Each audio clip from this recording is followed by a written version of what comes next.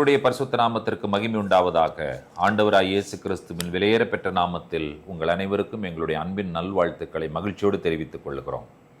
பிரியமான தேவனுடைய பிள்ளைகளே, the footsteps of faith என்கிறதான இந்த தொடரிலே பல காரியங்களை நாம் இதுவரை தியானித்து வந்தோம். நம்முடைய விசுவாச வாழ்க்கை தேவனால் கட்டி எழுப்பப்படுவதற்கு வேதாகமத்தில் பல விஷயங்கள் நமக்கு சொல்லிக் கொடுக்கப்பட்டிருக்கின்றன. பல நபர்களை ஆண்டவர் இந்த வேதாகமத்தில் நமக்கு உதாரணமாக ஆதாரமாக வைத்திருக்கிறார். இன்றைக்கு எஸ்ரா என்ற ஒரு வேத பாரகனை குறித்து நாம் பார்க்க போகிறோம். வேத பாரகன் என்று சொன்னால் ஸ்கிரைப், வேதத்தை எழுதுகிறவர்கள், தோராவை எழுதுகிறவர்கள். எஸ்ரா, அவர் எவ்வளவு அழகா பேர் வச்சிருக்கார் பாருங்க, எசர் யா. எசர் என்ற எபிரேய வார்த்தைக்கு சரவுண்ட், புரொடெக்ட், அதாவது சுற்றி வளைத்தல், பாதுகாத்தல். யா என்று சொல்லி அவருடைய பெயர் முடிவடைகிறதே, அது என்ன பொருள் என்றால், யாவே என்கிறதான தேவனுடைய நாமத்தினுடைய சுருக்கம் யா என்பதாகும். எசர் யா என்று சொன்னால் தேவன் என்னை சுற்றி வளைத்து என்னை பாதுகாக்கிற தேவனாய் இருக்கிறார். Jehovah is my surround, Yahweh is my protection. அதுதான் எஸ்ரா. இந்த எஸ்ரா வேதத்தை எழுதுகிற அற்புதமான வேதப்பாரகன், எஸ்ரா த ஸ்கிரைப் என்று சொல்லி சொல்லுவார்கள். இவர் நம்முடைய விசுவாச வாழ்க்கைக்கு நமக்கு கற்றுக் கொடுக்கிற ஒரு அற்புதமான பாடத்தை எஸ்ராவின் புஸ்தகம் 7ஆம் அதிகாரம் 10வது வசனத்துல நாம் வாசிக்கிறோம். கர்த்தருடைய வேதத்தை ஆராயவும் அதின்படி செய்யவும் இஸ்ரவேலிலே கட்டளைகளையும் நீதி நியாயங்களையும் உபதேசிக்கவும் எஸ்ரா தன் இருதயத்தை பக்குவப்படுத்தி இருந்தான். எஸ்ரா தன்னுடைய இருதயத்தை பக்குவப்படுத்தி இருந்தான் என்று சொல்லி வேதத்துல நாம் வாசிக்கிறோம். எஸ்ரா செய்த எதற்காக இருதயத்தை பக்குவப்படுத்தி இருந்தார்? ஃபர்ஸ்ட் பாயிண்ட், கர்த்தருடைய வேதத்தை ஆராய்ச்சி செய்ய. அவர் என்ன பண்றாருன்னு சொன்னா, he wants to research the word of God. அது என்ன இருக்கிறது என்று சொல்லி. ரெண்டாவது, அவர் எதற்காக தன்னுடைய வாழ்க்கையை அர்ப்பணித்திருக்கிறார், தன்னுடைய இருதயத்தை பக்குவப்படுத்தி இருந்தார் என்று சொன்னால், எதையெல்லாம் ஆராய்ச்சி செய்து எவைகளையெல்லாம் அவர் கண்டுபிடிக்கிறாரோ அந்த கண்டுபிடித்த காரியங்களை தன்னுடைய வாழ்க்கையில நடைமுறைப்படுத்த, அதன்படி செய்ய. மூன்றாவது என்ன காரியம் கேட்டீங்கன்னு சொன்னா, அந்த கண்டுபிடித்த கட்டளைகளையும் நீதிகளையும் நியாயங்களையும் இஸ்ரவேல் மக்களுக்கு உபதேசிப்பதற்கு. அப்போ அவர் செஞ்ச வேலை என்னன்னு கேட்டீங்கன்னு சொன்னா, ஸ்டடி, ரெண்டாவது அப்சர்வ், மூன்றாவது teach. First he devoted himself to study the word of God. The second thing, he devoted himself to observe the word of God. And finally, he devoted himself to teach the word of God. விசுவாசம் என்னும் வாழ்க்கையிலே நடக்கிற நாம் செய்ய வேண்டிய காரியத்தை Ezra நமக்கு கற்றுக் கொடுக்கிறார். Study, observe, teach. ஆனா இதுல வேதனையான ஒரு விஷயத்தை நான் சொல்றேன், கவனியுங்கள். படிக்கிற நிறைய பேர் இருக்கிறாங்க, படிப்பார்கள் வேதத்தை.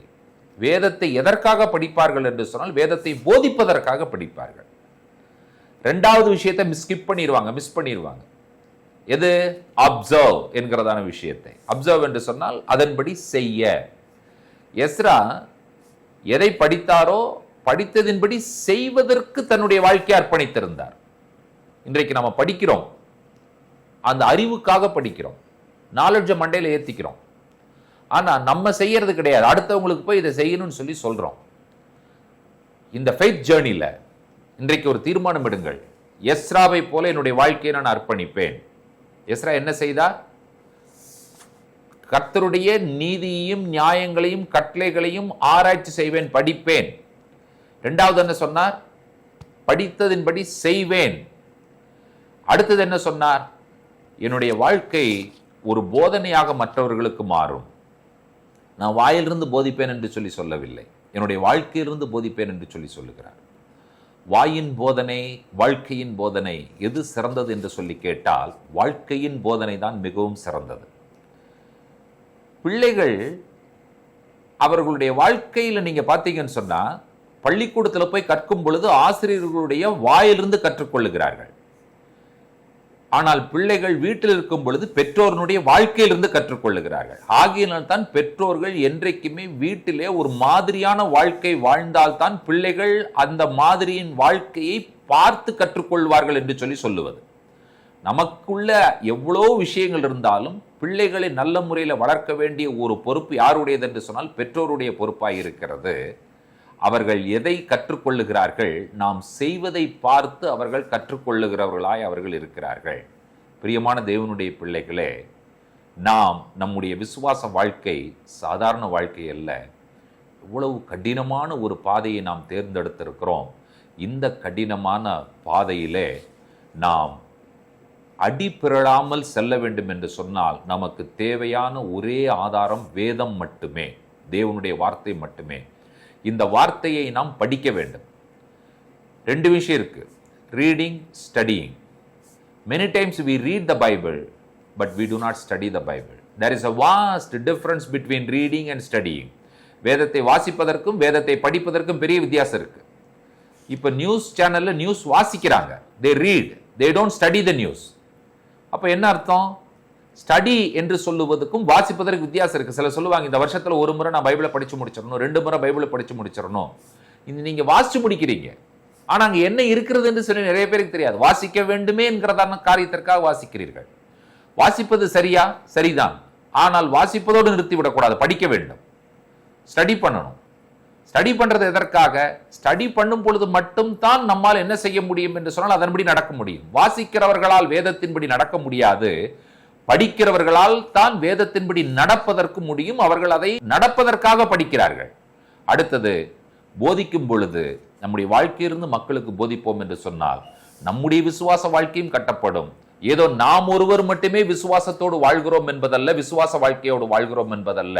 நாம் மட்டுமல்ல, நம்மோடு கூட பயணிக்கிறவர்களையும் விசுவாசத்திலே கட்டி இழுத்து கொண்டு செல்லுகிறவர்களாக நீங்களும் நானும் இருக்க வேண்டும் என்று சொன்னால், எஸ்ராவை போல இருக்க நம்முடைய வாழ்க்கையை நாம் அர்ப்பணிப்போம் என்று சொன்னால் நாமும் விசுவாச வாழ்க்கையில பயணிக்க முடியும். நம்மோடு கூட பயணிக்கிறவர்களையும் நம்மோடு கூட இணைத்து கொண்டு இந்த விசுவாச வாழ்க்கையில பயணிக்க முடியும். அதற்கு கர்த்தர் உங்களுக்கும் எனக்கும் உதவி செய்வாராக. ஜெபிப்போம். கிருபையுள்ள பிதாவே, எஸ்ராவின் வாழ்க்கை எங்களுடைய விசுவாச வாழ்க்கைக்கு ஒரு மிகப்பெரிய மாதிரியாக அமைந்தது.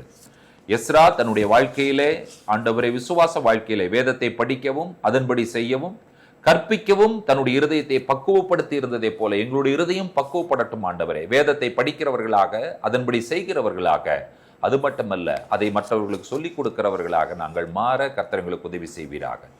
இந்த ஜீவனுள்ள தேவனுடைய வார்த்தைகளையும் வசனங்களையும் கேட்டுக்கொண்டிருக்கிற ஒவ்வொரு தேவனுடைய பிள்ளைகளையும் கர்த்தாவே மனதார நாங்கள் வாழ்த்தி ஆசீர்வதித்து ஜெபிக்கிறோம். அவர்கள் தலைமுறையாக ஆசீர்வதிக்கப்படட்டும் என்று சொல்லி ஒப்புக் கொடுக்கிறோம்.